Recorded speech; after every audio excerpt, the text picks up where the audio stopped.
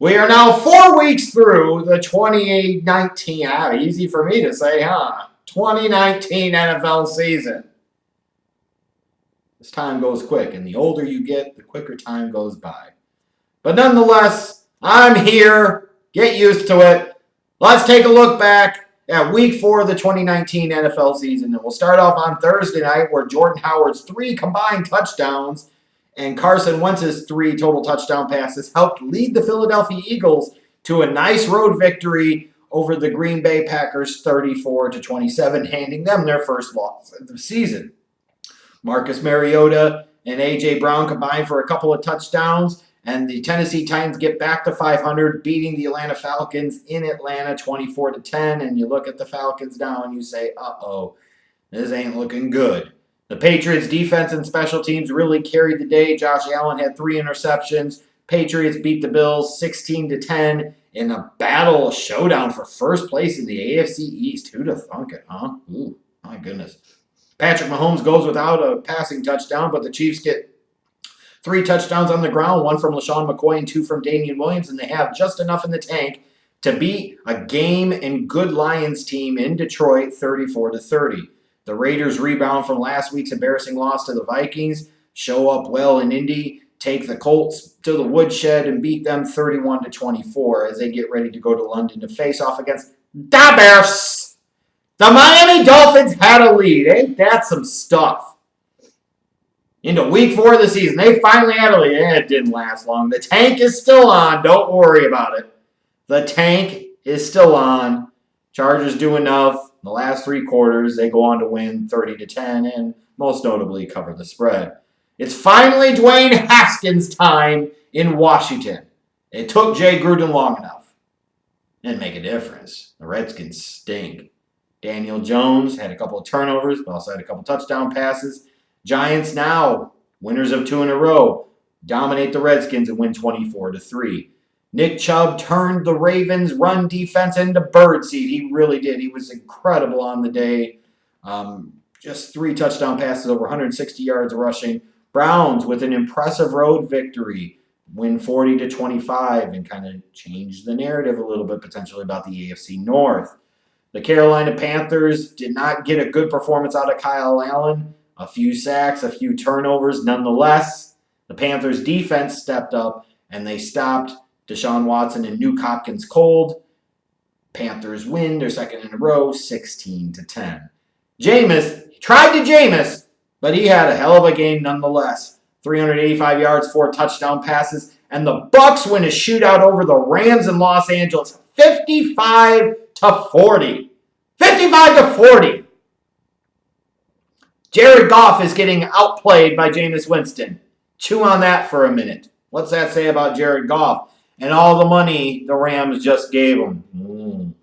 Jadeveon Clowney's early pick 6 really helped set the tone for the Seattle Seahawks.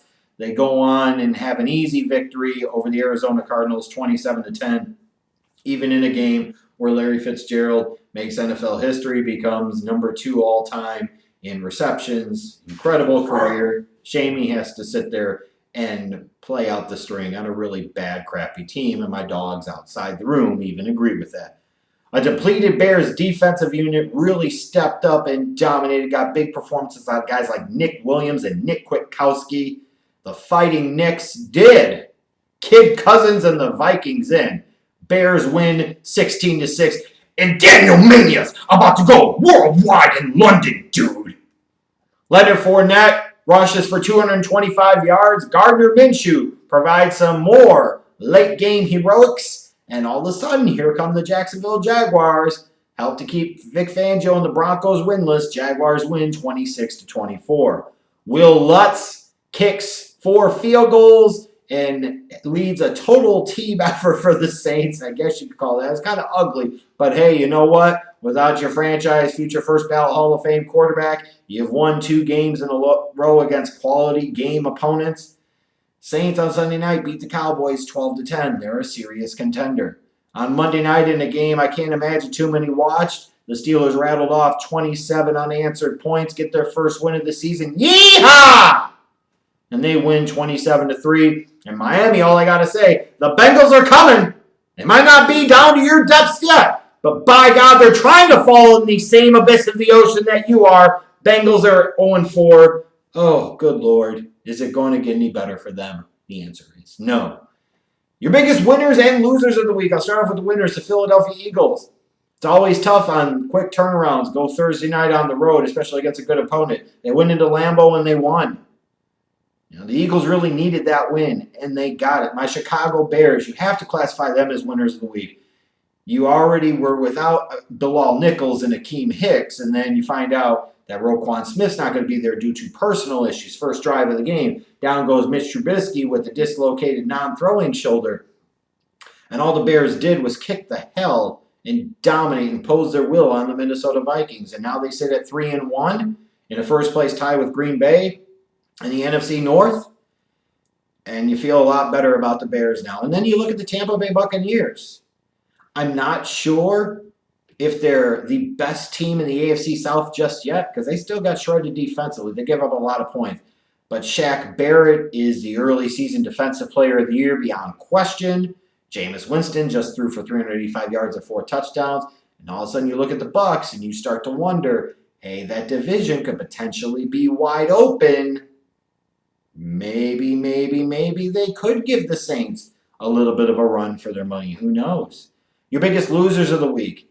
If you're the Houston Texans, you're at home. You got the Panthers coming in with a backup quarterback. You've got a young franchise guy. You got to figure out a way to win that damn game. You can't get dominated like you did and lose at home. You just can't let that happen. The Denver Broncos. You were in a position to win that game. You got to figure out a way to close that game out. You left Minshew too much time, I guess, but Vic Fangio now 0-4. And you look at this team and you say to yourselves, their defense is getting lit up in key stretches, and you made the trade for Joe Flacco. Why are you continuing to play him? You are now 0-4. He ain't the answer. He obviously ain't getting it done. Even if he's had some statistically solid games, you're 0-4. You got to do something. You should have won that damn game. And then I look at Kid Cousins, not Kirk Cousins, because of his inability to ever show up well in a big-time game and man up. He is a kid. Kid Cousins. $28 million guaranteed this year, Vikings fans. $28 million more guaranteed next year, Vikings fans. You got what you got, and it's not going to get any better than this. I'm sorry, not sorry. Had to live through 8 years of the Cutler experience. It's your turn to be saddled by a piece of crap quarterback, and that's what you got. Like, this is a game here. If you got any level of competent quarterback play at all, you should be able to find a way to beat the Bears. Like, this was an injured team. They were a wounded team. And you go out there and you laid that freaking egg. That was horrible. Your top performers of the week, the aforementioned Jameis Winston. 385 yards passing, 4 touchdowns, even with the one really bad pick six that he threw. Still, the Buccaneers leading them to victory, 55-40. The Bucs are thinking playoffs right now. On the running backs, I'm going to go with Nick Chubb, even though you could go with Fournette and his 225 yards. Nick Chubb ultimately 20 carries, 165 yards, and 3 touchdowns. And here's a hint for Freddie Kitchens and that Browns coaching staff. When you try to run your offense through Baker, bad things happen. When you run your offense through Nick Chubb, good things happen. Baker, bad. Chubb, good. You can win the division by running your offense through Nick Chubb. I guarantee you will not this year win your division running the offense through Baker Mayfield. The Bengals are done. The Steelers are trash. You have one team to worry about, and you just beat them in the Baltimore Ravens, and Nick Chubb dominated. Do you see the correlation here? That's the key to success. The AFC North is wide open and there for the taking. Run your team through Nick Chubb. Chris Godwin. Talk about another big performance for a Buccaneers player. It wasn't Mike Evans this week. It was Godwin. 12 catches, 172 yards, and 2 touchdowns. And they got him a couple years ago in the 3rd round. Just goes to show you sometimes that NFL's front offices, scouting departments, teams don't know shit either. At tight end, Will Dissly. Another week and another touchdown. 7 catches, 57 yards, and a TD. Got to give it up to the dude. He is being productive right now and was a part of the Seahawks going to 3-1, beating the Cardinals 27-10. But the defense and special teams, stalwarts of the week, the stars of the week, the individual, Shaq Barrett. He is the defensive player of the year right now in the league through 4 games. I don't even think it's close. I don't think there's a question about it. But it's my Chicago Bears defensive unit. 6 points allowed, 6 sacks, forcing a fumble. You just look at this unit and they impose their will. They shut down Dalvin Cook, who is off to a really good start this year. They made Kirk Cousins look third rate in a game that the Bears had to win, and they truly needed their defense to be dominant. Their defense played arguably their best game of the season. That's scary stuff when you think about it. But to close this out in our 2-minute drill, I just want to make a quick appeal to the Cincinnati Bengals. Please, for the love of humanity, for the sake of football fans all over the place, who cares?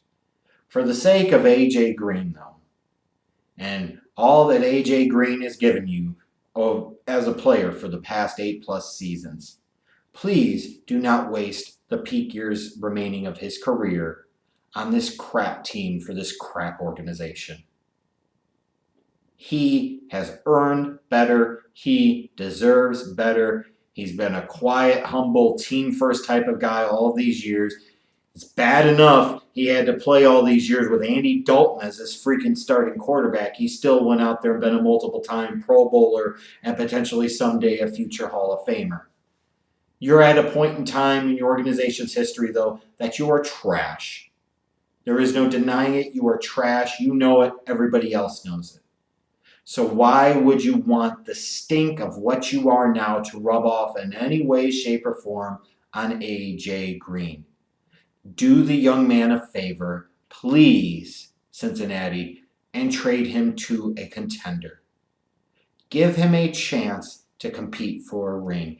Give him a chance when he comes back from injury to play games that matter. Play for a team that matters. Play in a city that matters. That doesn't mean that someday you can't bring him back, maybe when your organization's in better shape as a free agent, and you kind of close the loop on that, and you got some goodwill, and he could be a veteran presence, still be a productive player.